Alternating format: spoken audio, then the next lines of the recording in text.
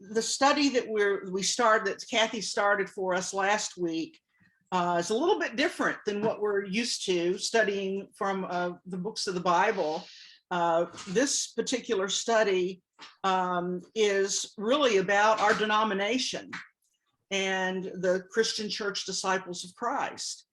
And on there, and so we're following this probably 3 week. I think we might end next week or the week after that, but just kind of going over a study of the Christian Church Disciples of Christ preamble and what it means to be a member of the Christian Church Disciples of Christ. And so the learning goals for this particular study were to explore the concept of covenantal relationships within the Christian Church Disciples of Christ, understanding how covenant works, how our preamble works. And last week, Kathy read the preamble for us, and we studied that to engage in practices by imagining possibilities of new ways of living in covenant, and to deepen our commitment to what it means to be a member of the Christian Church Disciples of Christ. And the logo or whatever for the Christian Church, one of the things that they say is that we say we are disciples of Christ, a movement for wholeness in a fragmented world. Let us be the church we say we are. So last week, Kathy kind of covered sessions 1 and sessions 2. And in session 1, she talked a little bit about the history and the context of the preamble, introducing covenantal relationships within the church, recognizing the history behind it and what experience and the experiences of our church. And also in section 2, we didn't listen to the video by Dr. Sigmund, but she described, introduced the movement as a whole, seeking relationships with a living and loving God. And in her video, she talks a little bit about why she was not originally Christian Church Disciples of Christ. She moved to Christian Church because she was with the churches that she had been associated with. She really, in the church, you really couldn't disagree or discuss disagreement with members. It was, here's what it is, here's what the rules are, you follow the rules, and you're living in Christ. Also, she found that being a woman in her old church, being a woman and wanting to preach, that was a part of the disagreement. It went against the rules, of that particular church that she was with. And what she loved, and she talks about what she loved about the Christian church and what made her come to the Christian Church Disciples of Christ as something that spoke to her.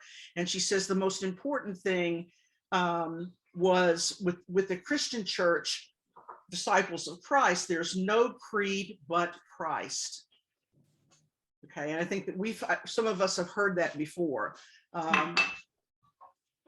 When at the church I grew up in, we had that on the bulletin, that there were 2 basic tenets: no creed but Christ, and the priesthood of all believers.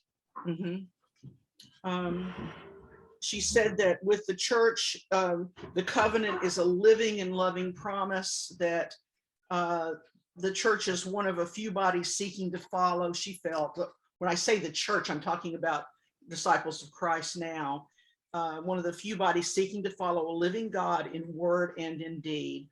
And she explained the importance of knowing that we're living and loving with a living God, in that things change when you're a living God and you're living, that change is the only permanent thing that happens. It's constantly, things are changing. And she quoted someone, I believe, that said, in human life, growth is essential to well-being and maturity. Persons, institutions, corporations that never change are labeled dysfunctional or irrelevant or irrelative, and will likely, at least in the case of institutions and corporations, eventually cease to exist. As disciples, if we are really a movement and a covenant, then we are really are still growing and maturing. And so she thought that we have to be able to take in conflicts that come up and work with them, and not, I know that I know of other congregations who have had conflict so much that they actually split in two. So I think that as we get into section 3, the session 3 study this week, we're going to hear Dr. Bill Lee, and Kathy had kind of introduced him last week. He is the professor emerita of Loudoun Avenue Christian Church in Roanoke, Virginia. When you're listening to Bill talk about his church and covenantal relationships within his church and how he worked to build that, think about, we all kind of know and know that we have just love our little church. I hear that all the time. And people who go away, like Claire and Jerry and Linda and Ollie White, who moved to Arizona, always said, we never found a place like Bon Air Christian Church. And think about, as we listen to Bill, because it's a video. Hopefully I'll be able to play it for you. It's a 25-minute long video, but think about, why did you, as a denomination, like when I think of Bon Air, I never think of the denomination that much. I came because I love the church and the people and whatever, and this has really made me kind of think about Christian Church Disciples of Christ as our denomination and as our larger church. And I think that Cindy and our ministry has done such a good job over the years making us feel a part of that larger church. But I don't only think of the larger church as Disciples of Christ. I think of the larger church as the world. And so think about that. Why did you choose Bon Air Christian Church? What attracted you to our denomination, Disciples of Christ? Was one or the other the reason that you stay? And what makes Bon Air Christian Church the place that you love? So I'm going to start the video. The goals of this video, or the learning objectives for this video, are to examine a lived out practical notion of covenantal relationships among the larger church, and to encourage us to think about how we can build that relationship. So I'm going to try to share my video now and let you all watch this, and then we'll come back and discuss it afterward. Does anyone have any questions before we get started? Oh, that was a beautiful intro. Okay, I'm going to go and try to share this now, and bear with me. I hope that I'm skipping the ads before we get to it, but I'm going to go ahead and get started.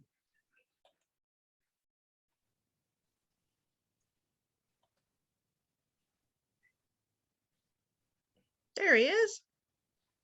You see him? Yep. Yeah. Well, let me see if I can see him. Over Here. There. Now I'm going to try to expand it. Is it big now? Yes. Okay. Let me know if hopefully you'll be able to hear. I'm going to start it now.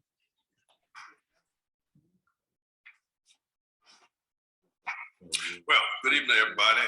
I was asked to do Yep, we're good. a reflection on the covenant theology of hope in light of our design. And many of you know I've served the church in many capacities, moderator, board, but I thought my best conversation tonight would talk as a local pastor, how the covenant, as I viewed it, impacted my ministry at Loudoun Christian Church for 39 years.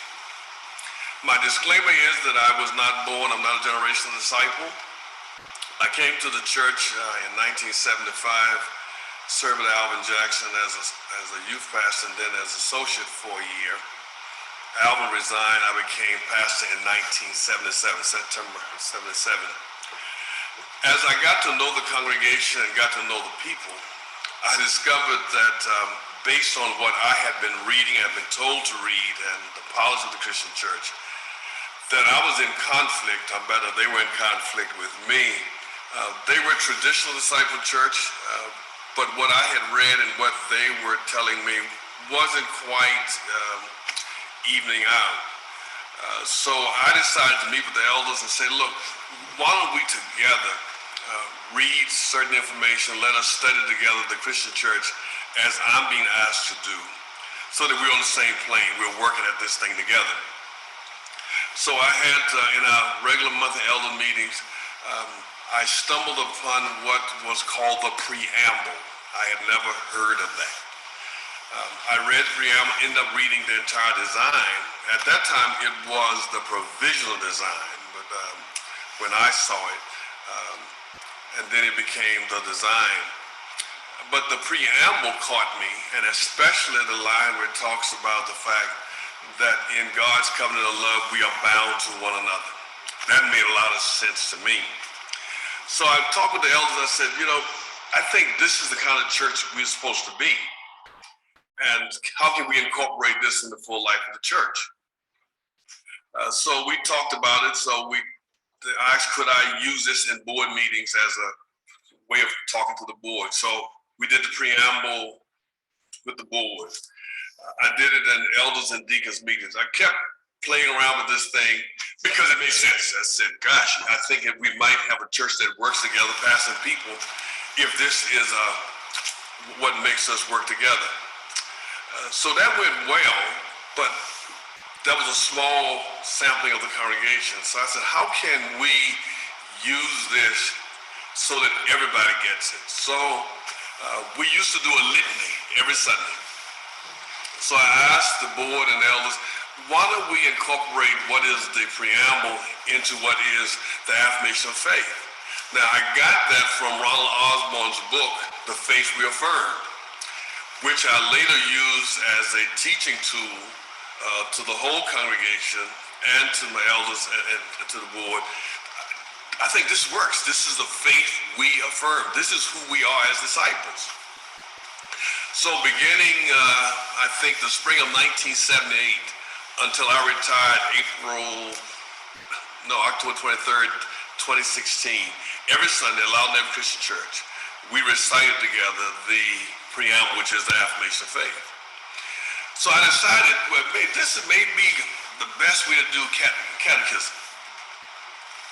So we would recite it, but each month I would take a section and said, I think this is what this means. So that the congregation didn't just recite it, it became what we believe. It became our marching orders. And so if you come into Loudon Avenue now, at least they tell me they're still doing the Affirmation of Faith, and I've been gone, be 3 years next month. It's a marvelous way for me and for the church to almost crystallize. This is what we believe as church, especially covenant. That became the word for me. We're a covenant church. There's a larger church than Loudon Avenue. So I started looking again at the design and said, okay, part of being covenant is that there are certain manifestations of the church. So I said there's a general church, regional church, and then Loudon is a local church. Then I said, no, we have other entities, because we had, for us, the Piedmont District Convention, which is a black convention, and then we had District 3. So I said, we have to be part of all of this if we're going to be in covenant. And they said, Pastor, you keep saying covenant. I said, well, let's go back to the New Testament. Let's go back to communion. Let's go back to Passover. Remember, Jesus said, a new covenant I make with you. So this covenant of love that God has built with us through the blood of his son is the covenant that we celebrate. But it's not just a local church covenant. It's a covenant that we celebrate from Roanoke all the way to Indianapolis to Canada and all over the world. And so they kind of bought that. They kind of said, that's cool. It somehow made things cohesive for us. We had a good talking point. When new people would come to the church, I didn't have to start over. The congregation could tell them, say, well, what do you believe as a Christian church? And they would say, here's our affirmation of faith. They'd go right through it, which was a wonderful thing. That was the easy part. So we're reciting it and we're learning it. But you got to go from catechism to praxis. How do you put it into practice? The first place I saw it was in building the budget. I said to the congregation, to the finance committee, there are certain things must be in the budget if we're going to be in covenant, because the general church cannot function unless the local church support it. I said, Pastor, what does that mean? I said, well, for me, one, pastor needs to be able to go to General Assembly and to other church functions, so I represent not just you, but we're part of the whole church. And so there's a line item in the budget to this day for the pastor to go to General Assembly, all expenses paid, and on the off year for the national convocation, all expenses paid, because we want you engaged in that. But I said, that's not enough. I said, I want many of you, as many as you can afford to go with me, because if you see the larger church at work, then you'll understand it's not me coming back reporting what I see, it's what you see with me. So we put in the budget based on the formula said that with our active membership, I think we had 7 delegates that could go as voting delegates to the General Assembly. So we budgeted registration for 7 delegates. And if best my memory, every year that there was a General Assembly, there was always at least 7 to 10 members of Loudon Avenue that went to General Assembly all over the place. And the folk got used to the fact that this is what we do. We go to General Assembly. In the years we didn't go to General Assembly, we went to National Convocation. But the church paid registration and sometimes helped others who didn't have sufficient funding for housing, etc. But we've always fixed it so 2 people in a room. If the General Assembly was close by, we would take the church bus, transport people. But we wanted people there. I wanted the people of Loudon to enjoy and participate in the whole church. So also Regional Assembly, we don't miss Regional Assembly. It's strange, we never took it into Regional Assembly, we took it to General Assembly, but always part of that and part of District 3. We had an interesting thing with District 3. To fund District 3, each congregation was tasked to give $1 for every active member. Loudon was the largest church in our district. I can remember the figure now precisely. We had an active membership of 600, so we had to pay $600 every year to District 3. Now this is not what we paid in missions. This is District 3. And I remember someone saying to me, Pastor, why are we paying this money? I said, we're in covenant. We promised that we would support the district, Piedmont, the region, and the general church. And we can't do that just with voice. We have to do that also with finances. But not just with finances. We have to also do it with human presence. So when I say we need to go, to be in covenant, we have to go. And so we talked constantly about covenant, what it means to be in covenant. So one of the blessed ways that we do it at communion, I remind our members, we make sure on just before communion, they will go back over a section of the Affirmation of Faith. God's love binds us. And at this table, we are bound.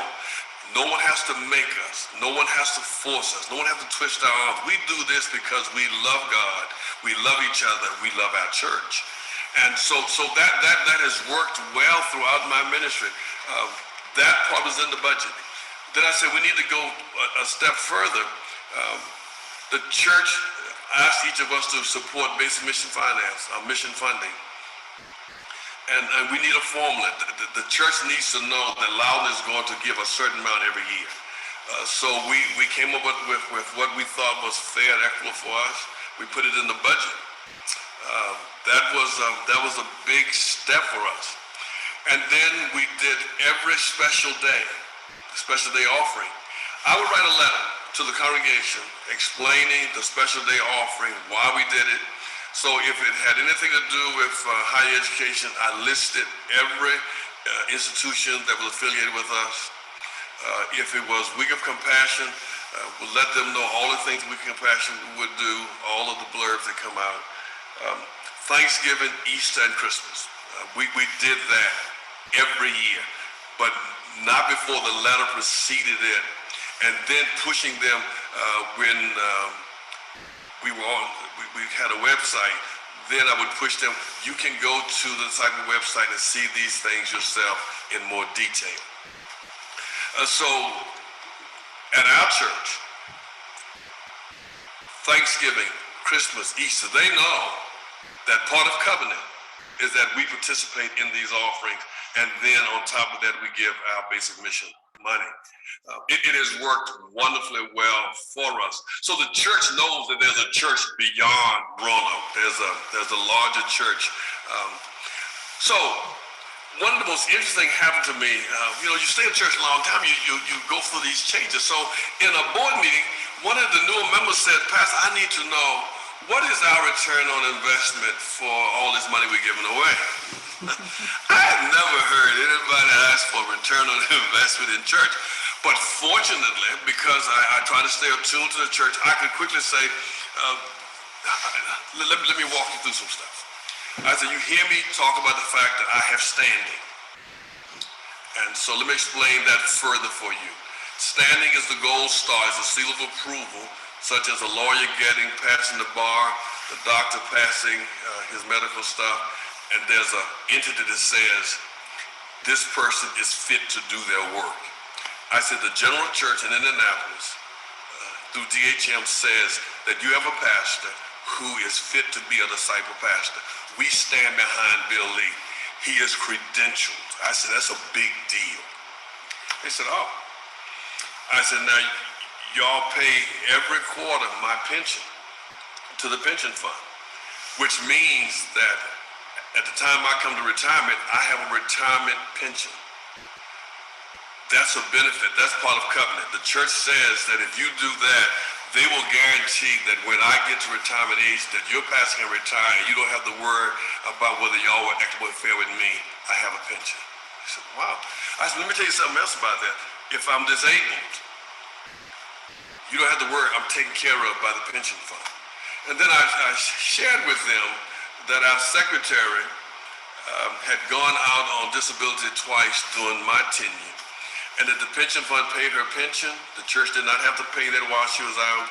She got disability, and we were able to hire someone else for that 6-month period, and it didn't disrupt the church's budget one bit. I said, that's tremendous benefit. I said, you see the chalice on the cross, the St. Andrew's cross? They said, yes. I said, that's like the church saying, this is your brand. You can use our brand. So everybody will know when they pass by Loudon Avenue Christian Church, you're part of the Christian Church, Disciples of Christ, United States and Canada. I said, it's like marketing. They said, wow. I said, yeah. I said, that's what it's all about. It's covenant. I said, it's not what we just give away, but what we get in return. And what we get in return is far more than what we actually give. So I said, let me remind all of you of the flood of '85. You remember I came to the pulpit and I said to the congregation, I needed to spend about 5 to 10 minutes talking about the flood and those members of our church who have been impacted. I said, I won't give names, but a lot of people were impacted. They lost refrigerators, freezers, they lost food, they lost furniture. I said, I have in my hand, because I had not given them to the finance secretary, 2 checks that have come from Week of Compassion. Johnny Ray called me the day of the flood. They knew the name Johnny Ray, because those are conversations that we had. I said, the Week of Compassion did not wait. Johnny called, he said that grants are in the mail, Bill. You use these checks and money as best you know how to help your folk. I said, what I'm gonna do is to have this treasurer deposit this money in our benevolence account, and X number of persons who said they've been affected will receive these grants to help them replenish some things they lost.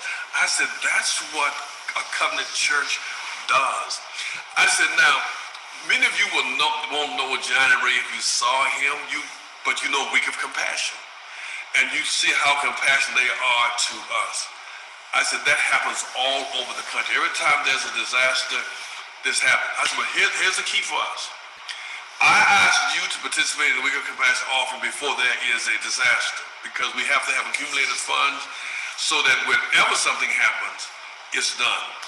I said, okay, so some of you got upset with me last week because you wanted to participate, because locally they were getting a truckload of water and things to go to, I think there was Katrina.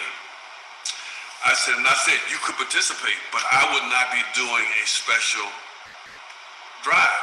And I explained to you why. I said, we are already there. Our staff is on the ground, boots on the ground. Plus, with the other agencies that we partner with, blankets are there, water is there, housing is there. We're working through FEMA. We're doing all of this stuff because you contribute. That's part of covenant. And they said, of course, folks stood up and applauded and said, oh my goodness. I said, I'm just telling you, that's what covenant looks like. When you work with a church like this, it's absolutely wonderful. And that's been my experience.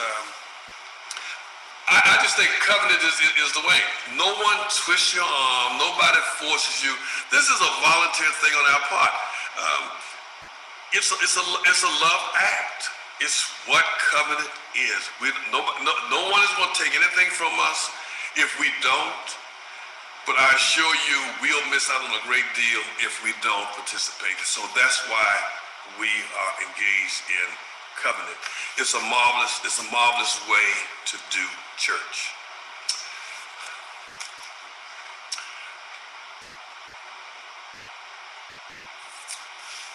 Many of you knew that in 2007 I was in Fort Worth. I was the moderator of the church. Many of you remember that 2-year period I was gone a lot. Some of y'all fussed a little bit because I was gone. But I stood in the pulpit and explained to you, as part of being in covenant, it's not just our money. I thought, and many of you were proud of the fact that the church thought enough of your past to call me to be moderator for 2 years. That's part of covenant. I said, now, you do know that the church got a lot of free publicity with your pastor being moderator. It's covenant. And to be in covenant means that you have to give of yourself. The return is greater, but if we didn't get anything in return, part of being in covenant is for us to make those kind of sacrificial gifts. It's been a thrill for me. That's what covenant has done to me. Now, I'm slightly crazy. I thought every Christian church in the country was doing what we were doing. I thought it was absolutely a natural thing that every pastor was telling their congregations, we're a covenant church. I have certain things I just think the church, every pastor ought to do. I think every pastor ought to come to General Assembly, not because you have to, you want to. Martin Luther King Jr. in his letter from Birmingham jail has that marvelous line when he says that we are, in essence, a single garment tied together into a single state of destiny. This is what it is. We are together moving to some sense of destiny. That's me. That's what I think covenant is. So Bill Lee should be a General Assembly. No one has to make me. Now, I must be honest, something did happen in my life early on that helped me make sure I go to General Assembly. I missed the Anaheim Assembly. And this is where I saw covenant really work for me. I had my ticket, I was registered, but had an accident in my house. My neighbor's car came off the bank and hit my house, so I stayed to get my house in repair. The week after the assembly, I received a letter from Dr. John Humbert, General Minister President, saying, Bill, I write this letter of concern. I want you to know that you're out of covenant because you did not attend the General Assembly. I said, oh, Lord. Now, I haven't been pastoring about 8 years. I'm still getting my feet wet, and already I'm dinged. I'm out of covenant. So I met with the elders. I said, I'm out of covenant. I got a letter from the General Minister and President. But the General Minister and President wrote me a letter. I said, what am I going to do? And they said, well, Pastor, just call him. So I called John the next day. I'll never forget that laugh. Matter of fact, we had lunch together in Des Moines, which is interesting. John started laughing. He said, you remember that phone call? I said, it wasn't the phone call, John. It was the letter. He said, yeah, that too. And when I spoke to John, he was just laughing. I said, John, I apologize. I'll never do it again. I'll never miss another assembly. Please, I don't want to be out of covenant. Can you fix it? And he said, Bill, I don't have that kind of authority. He said, but I did get your attention, didn't I? And I thought, what would it be like in our church if the General Minister and President had the resources, every regional minister would write their pastors and say, well, prior to the assembly, I'm looking forward to seeing you at the assembly. I pray that your churches have made provision, etc. But if they don't make it, not punitive, not putting them down, but simply writing a letter of concern saying, we miss you because you're a major part of the tapestry of this church. And we pray that all is well with your life, but wanted you to know from us, the regional ministers, the General Minister President, but we miss you. That's I was frightened at first when John sent me that letter, but I thought, you mean to tell me somebody realized I wasn't at the General Assembly? All those folks, all those ministers, and they realized that Bill Lee wasn't there. That was a big, big piece for me. So I got a couple of things before I finish. I think that I would hope that every church would consider, and every pastor. Number one, I think we ought to have an annual day for every pastor to renew their covenant with the church. Again, this is not force. This is not part of the Episcopal said nobody's making you do it. I just think that in our own moral determination, that I ought to sign somewhere and say, I am a pastor in good standing, the Christian Disciple of Christ, and I am still bound by the covenant of love that God has bound us together. That's all. It says to me, and it says to the church, Bill Lee is still in this thing with you. Then I would like for every congregation to do that. Now, I think everybody should go through that preamble, look at it and say, I believe this. I still believe that this is real. I think this is the way to be. This is a covenantal church. And so I'm going to do it because that's what I want to do. And churches sign off and say, as a church, we are in covenant with the Christian Church Disciple of Christ, and we're going to be a covenantal church. We're going to do those things that help us become stronger. So let me say this in finality. I have a dear friend who was a district superintendent out of Methodist Church. I went to charge conference with him on several occasions, and he scared me to death. The way he talked to the people, the discipline, that was the word, the discipline requires you to do this. And I left those meetings. As a matter of fact, I called for a recess. I'm just a guest. I said, can we go outside and talk? And I said, why you act like that? He said, well, these folk are not following the discipline.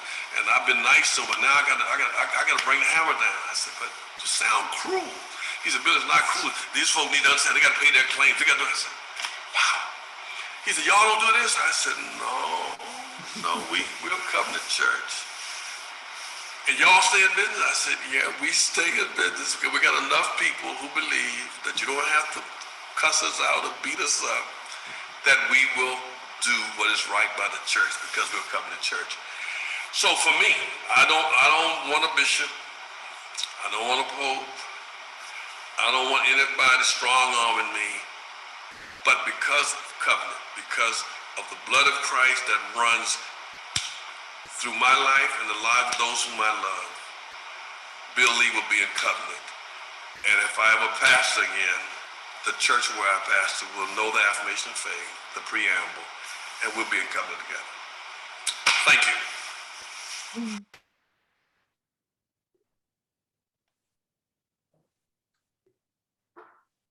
Okay. One of the things that I loved about this is it reminded me of our stewardship, and how stewardship is not just the budget, but it's the human presence too. How do you think Bonnier Christian Church fulfills our covenant? Do you think we do a good job?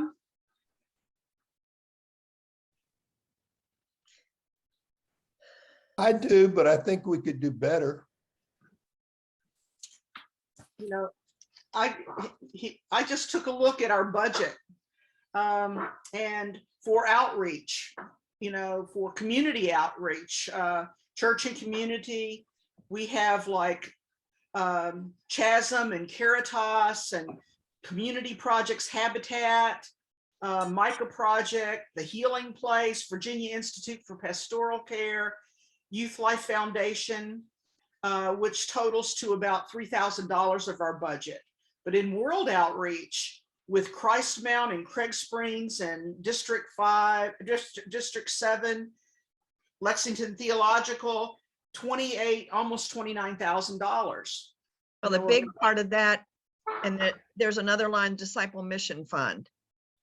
Because that money goes to support the denomination. Yeah. And that's why World Outreach is higher, is because of the Disciple Mission Fund. That's right. Disciples Mission Fund support.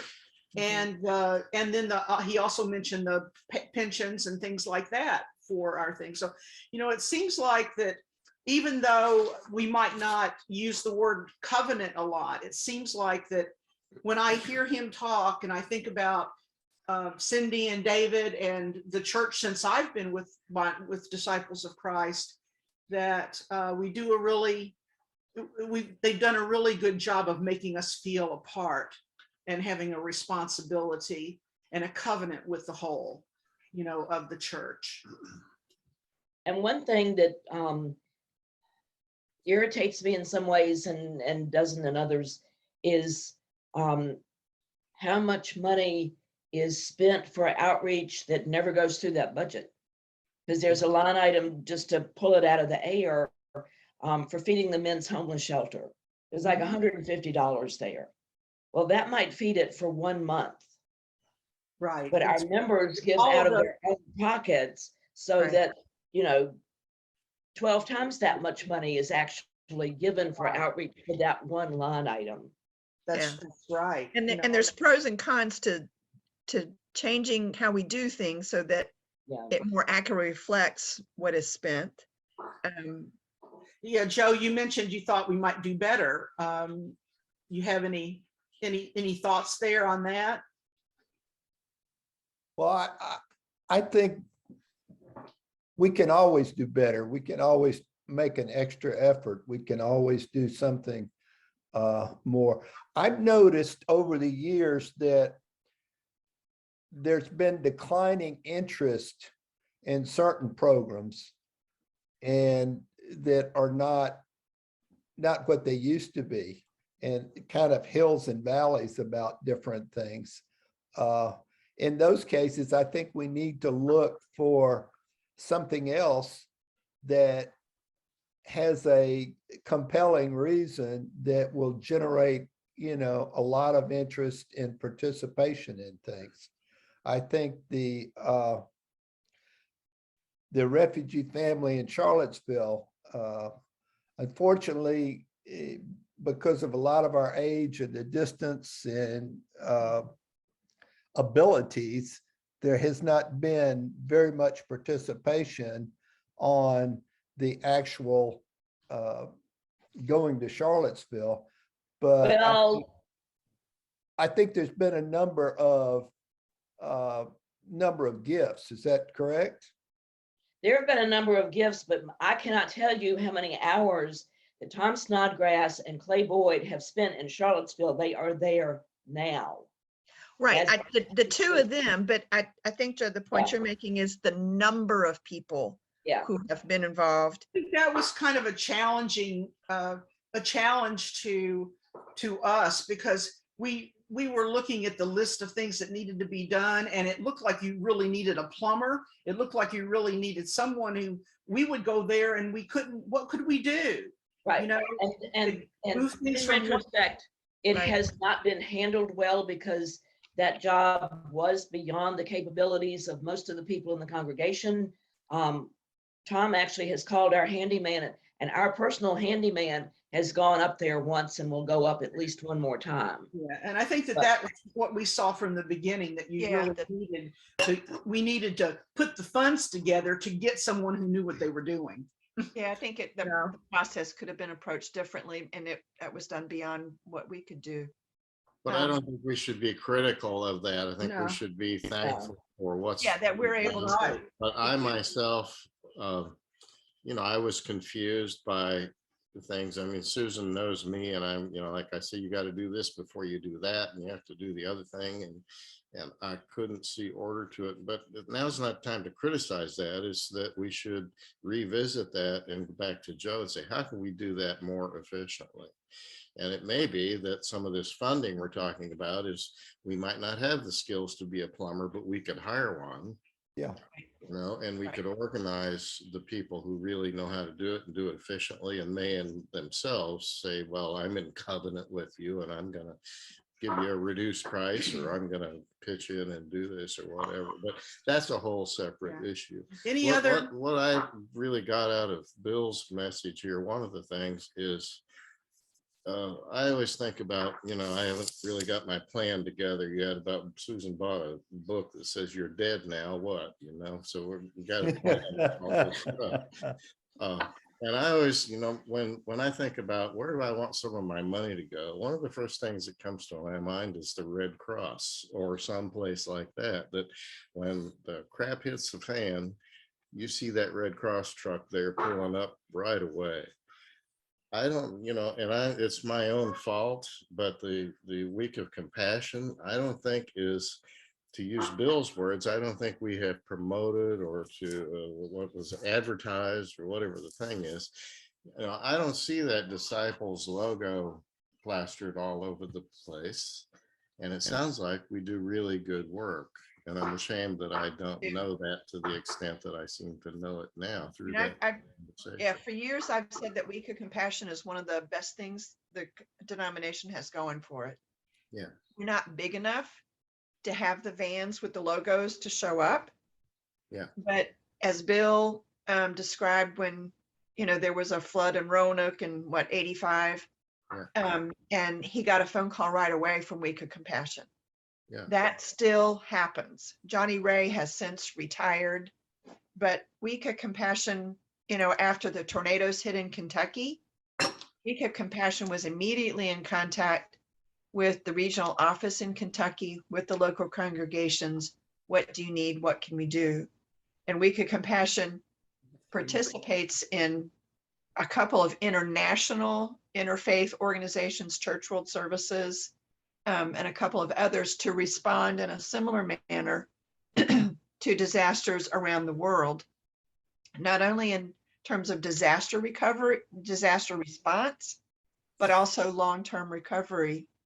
Remember, after the tsunami a number of years ago that hit South Asia on a massive scale, Week of Compassion was involved for years in helping the little small villages along the coastline recover. There's a number of things that it's amazing the work that Week of Compassion does. I don't see I as think much. the Minute for Mission, has always helped me understand a little bit more about where this money's going to whenever we have a special offering, where it's, having someone talk to the congregation about what that does is really helpful. We only have a few minutes. It's 2 minutes left before the end. Any other, before we have to go to church, any other comments about this, Nancy? The thing that struck me, I was rolling along and I was warm and fuzzy the whole way until we got to the letter that said you're not in covenant. And I'll tell you, that kind of pissed me off a little bit. How dare they? To me, there should have been a phone call saying, are you all right? Is everything okay? Let me back opposed up. to- That was, I think that was, I was surprised he gave that story. I don't think that happens. I don't hear my disciple minister friends saying that kind of thing happens. So I wouldn't take that as being that's the standard operating procedure. I think that was, and I didn't know Humbert, the guy that was general minister at the time. I heard some things that he was more of a, you know, he might have done that. I don't think other general ministers have done that since then. So I think that was, I would not take that as being a standard operating procedure by any means in the denomination. I would hope not. I would No, hope not. No, because our whole organization is that covenant. You know, Bill Spangler Dunning, who's the regional minister now, he can't call Cindy and say, hey, I heard you screwed up and this is what I'm going to do about it. He can't do that. So let me tell this quick story to illustrate. A couple of years ago, when I was president of the District 7, I went to visit a couple of churches that we hadn't heard from in a while, and they were being served by ministers who had Methodist background. And one of them knew I was coming. The other one I couldn't get hold of. Both of those ministers thought I was there to supervise them and critique their work that day. And I kept saying to them, no, I'm just here to visit, just to say hi from, you know, the disciple church overall from the district. They were oh my gosh, the poor woman, she was nervous as a cat on a hot tin roof. And she'd met me before. So anyhow, so we operate in a very different way than many, and he talked about that with a Methodist friend of his also. I would, We operate in I a would very also, different way.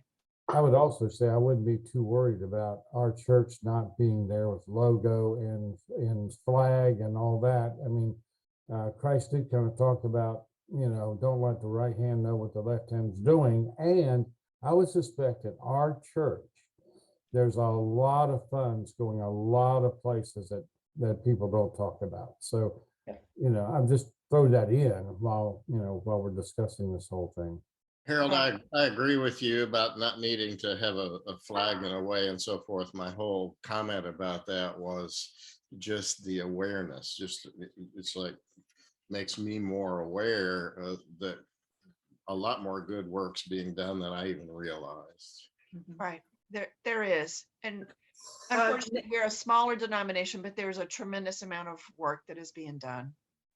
Okay, everyone. Next week, I believe Sarah Yes. is going to talk about session 4, and we're going to be studying Romans chapter 8, 38 through 39.